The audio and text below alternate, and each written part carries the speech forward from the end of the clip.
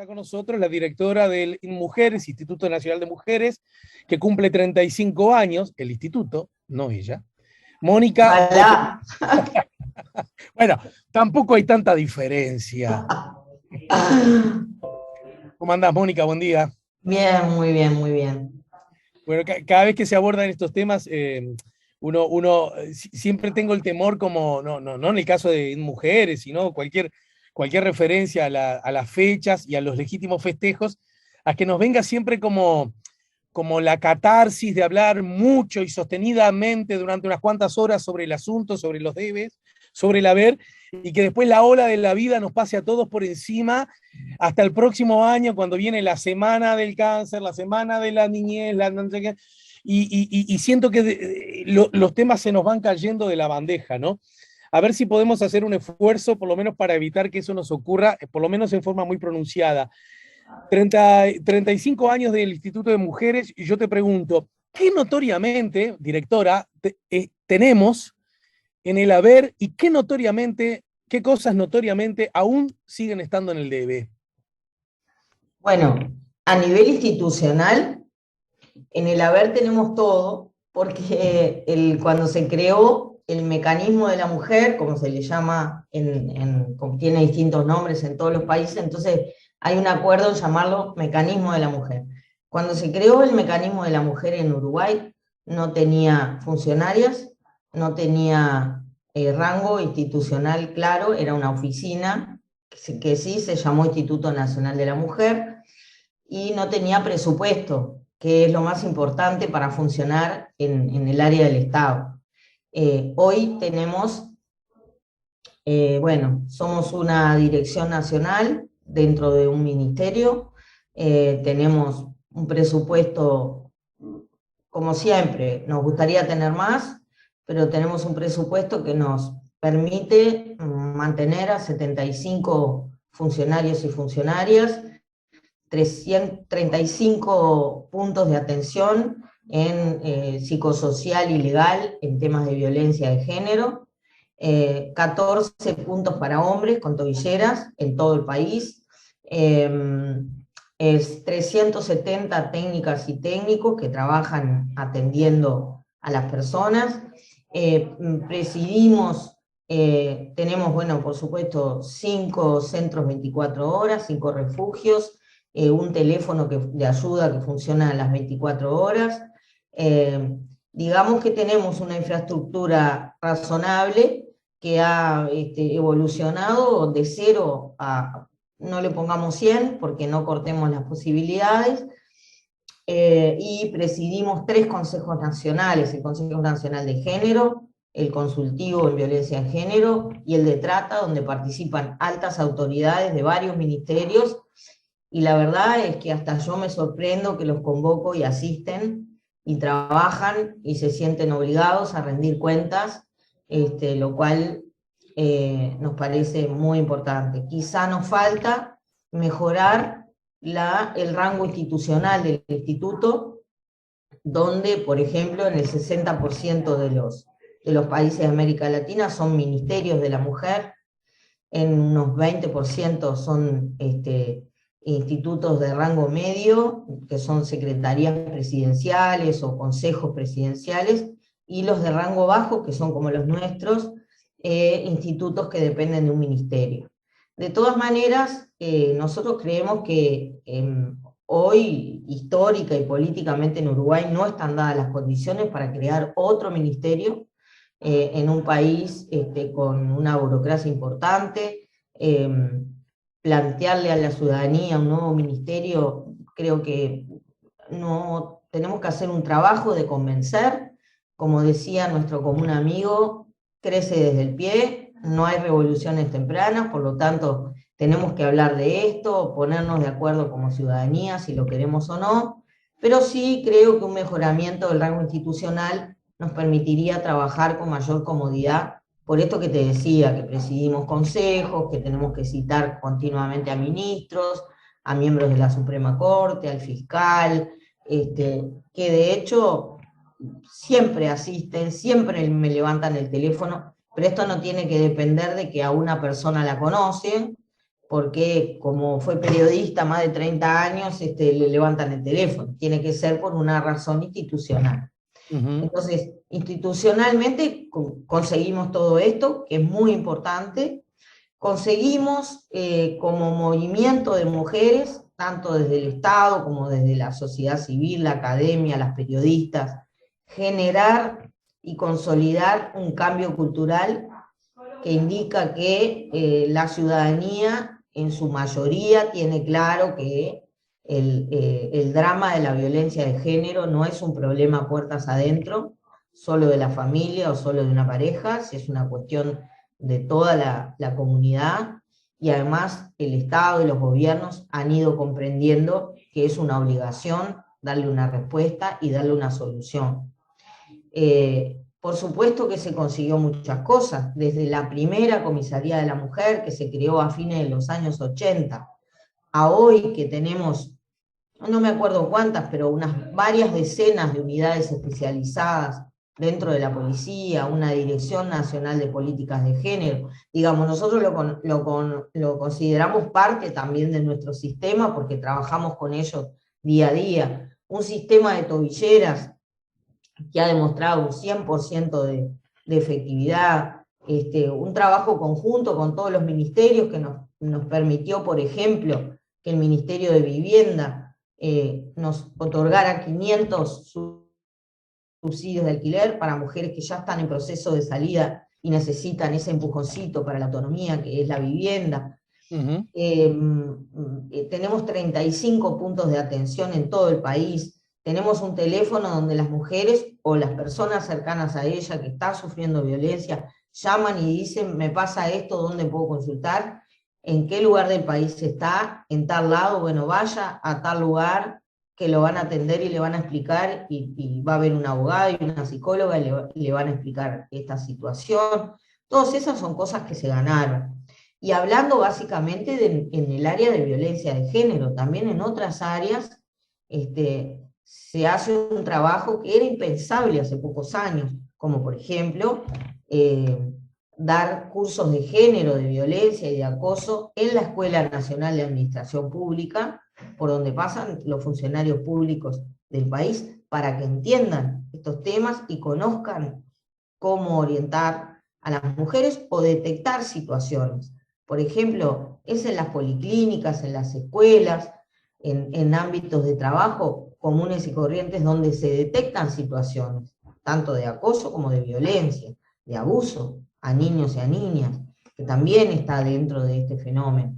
Y para eso las personas tienen que conocer la naturaleza de esa situación, saber cómo se comportan, para poder ayudar y tomar conciencia. Y después, bueno, tenemos toda un área que es así, se inauguró en esta administración, pero tampoco inventamos nada nuevo, que ha sido la de priorizar la promoción de la autonomía económica de las mujeres, donde, bueno, tenemos una serie, una batería de proyectos justamente para eso, porque creemos que las mujeres que no logran autonomía económica, las expone a la forma más cruenta de la desigualdad, que es la violencia, pero también nos niega o nos obstruye el acceso a derechos, por ejemplo, al trabajo, ¿no? Los indicadores de empleo son contundentes respecto a las desigualdades. Sí, que por otra parte, Mónica, corregime si le erro el bizcochazo, pero justamente ese era el histórico, el intocable paradigma con el que la humanidad convivió durante tanto tiempo, ¿no? Es decir, mujeres que irremediablemente aceptaban su, entre comillas, inexorable destino, entre otras cosas porque no tenían capacidad ni educativa ni económica para poder emanciparse, ¿no? Exacto, era impensable, primero, una mujer quizá que tomara la decisión de irse de su casa, segundo, que pudiera considerar cómo vivir por su propia cuenta, y tercero, cómo la estaba viendo esa comunidad y esa sociedad en la que vivía, viviendo sola o sola con sus hijos. Era un pasaporte al hambre, ¿no? Bueno, hoy ha cambiado y ha cambiado en muy poco tiempo, en un siglo aproximadamente. Ese gran cambio fue durante el siglo XX. Entonces, bueno, estas cosas que tienen muchos componentes, además culturales, no se pueden transformar de un día para el otro, ni de un gobierno para el otro, si uno no elige seguir políticas de Estado. Por Ujú. supuesto que con los cambios de estilo que se quieran, con los énfasis que se quieran, con terminar de construir lo que quizá otra que estaba atrás empezó pero no le dio el tiempo, porque acá hay mucha tarea y se abarcan muchas áreas. Es la única forma de lograr resultados, ¿no? Es un ¿Sabés poco qué? el sentido de la celebración de ayer, donde Sí. había 6 directoras de las 9, las otras 3 por temas de salud no pudieron estar. Nos pusimos de acuerdo en eso, ¿no? Si no se sigue una política de Estado, si no trabajamos más o menos en un mismo sentido, porque el diagnóstico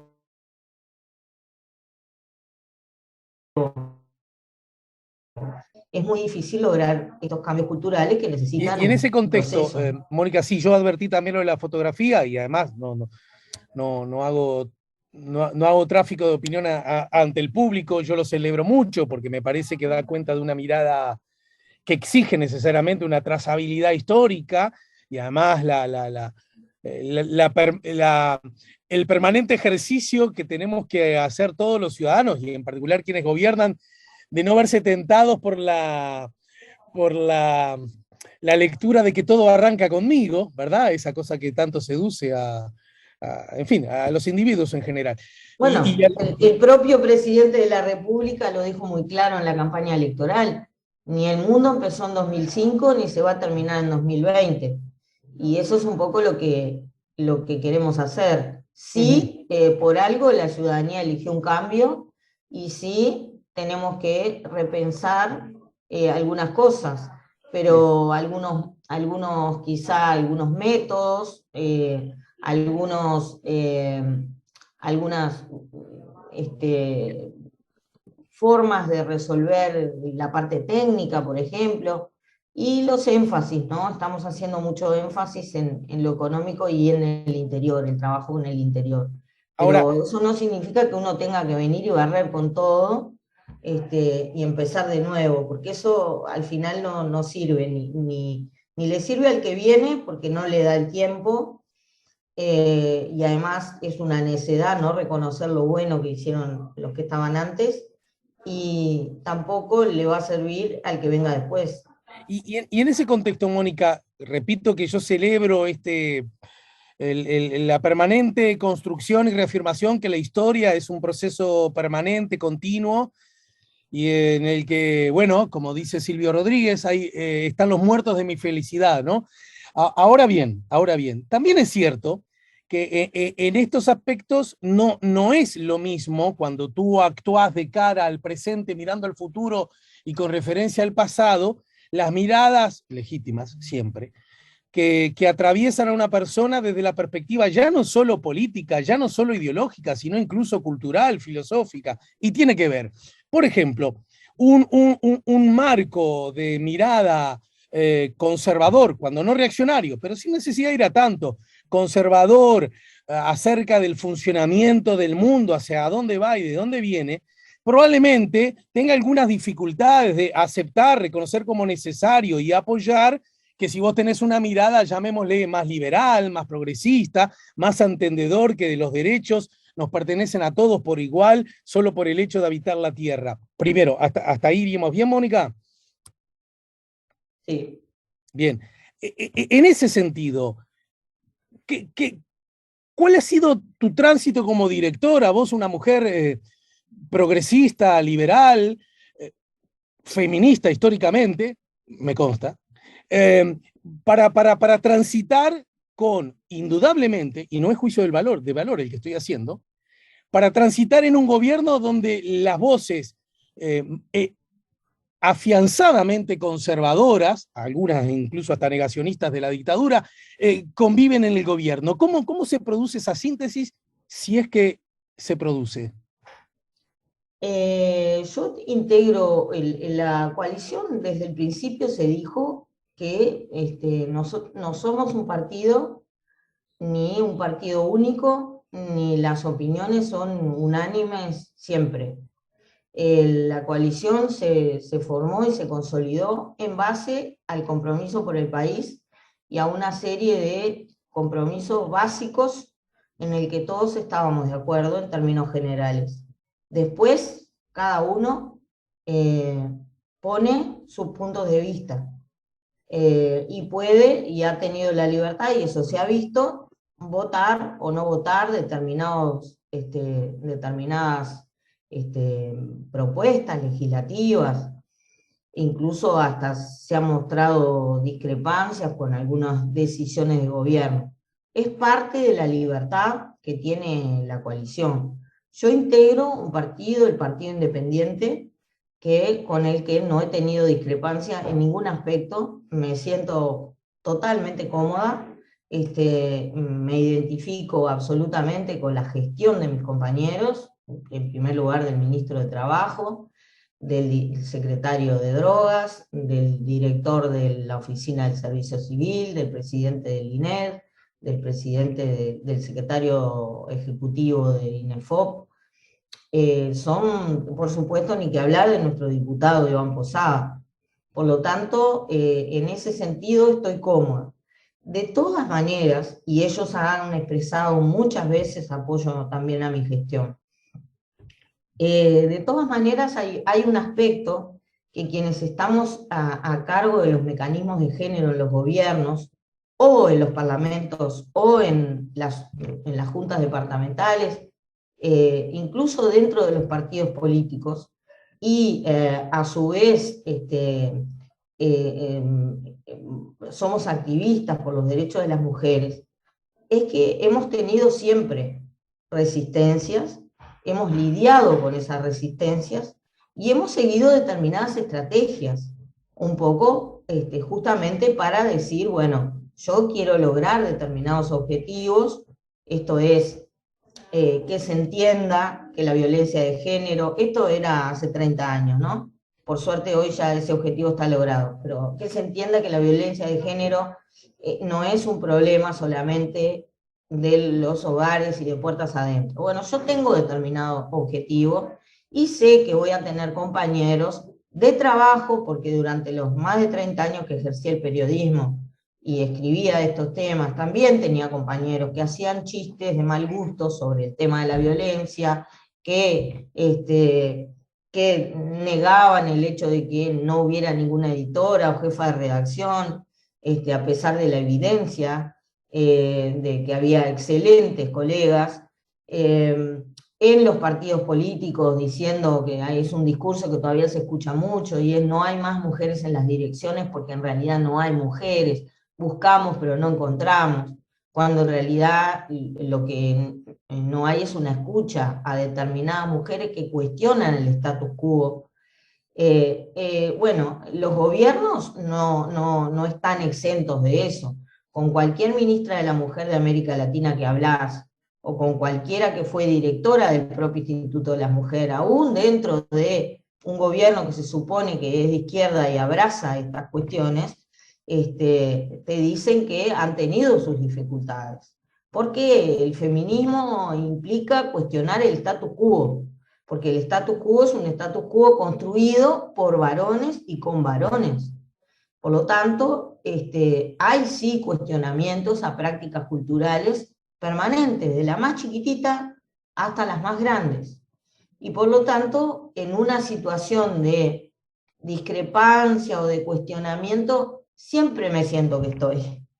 Y tengo asumido que es así y que va a ser así. De todas maneras, creo que está en la forma como uno lo plantea, a quién uno lo plantea, y bueno, hay casos en los que ya sabemos que uno no va a lograr. Mientras dignamente yo pueda hacer la gestión y tenga el apoyo de quienes me deben apoyar, yo sigo para adelante. Creo que hemos logrado ya unas cuantas cosas, y tengo el apoyo del ministro del MIDES, que es al ministerio donde pertenezco, tengo el apoyo político de mi partido y el apoyo del gobierno en términos generales, explícito e implícito, que bueno, que me ha ayudado enormemente a trabajar. También hay un ruidito ahí, hay un murmullo, que a veces viene más de las redes sociales que de otra cosa, y bueno, es parte de la democracia. En todo caso, para ir terminando y coincidiendo de que es mucho lo hecho, más también, quizás mucho más lo aún por hacer, ¿verdad, Mónica? ¿No? Como sociedad todos Totalmente. tenemos, ¿no? ¿No es cierto? Sí, tal cual. Bien, bien.